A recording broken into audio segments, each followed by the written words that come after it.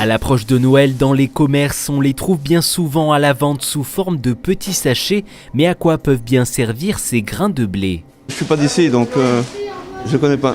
Si leur usage est parfois méconnu, c'est parce qu'ils viennent d'une tradition pratiquée en Provence. Le 4 décembre, pour la Sainte-Barbe, on les plante dans 3 coupelles pour représenter la Trinité.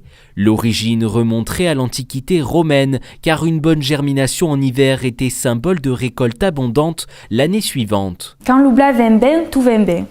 Textuellement, littéralement, quand le blé vient bien, tout vient bien.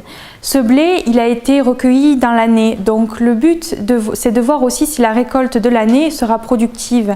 Si tous les espoirs qu'on a mis dans ce blé, dans ces présages, dans ces fêtes de Noël, donneront pour la suite du bonheur, de la prospérité, tout ce qu'on peut espérer pour l'année qui vient. Et pour planter le blé de la Sainte-Barbe, rien de très compliqué, il suffit de 3 petites assiettes, de coton, d'un peu d'eau et de grains de blé. Je prends un peu de coton que je mets au fond de chaque assiette, là, le couteau, comme c'est dit en provençal.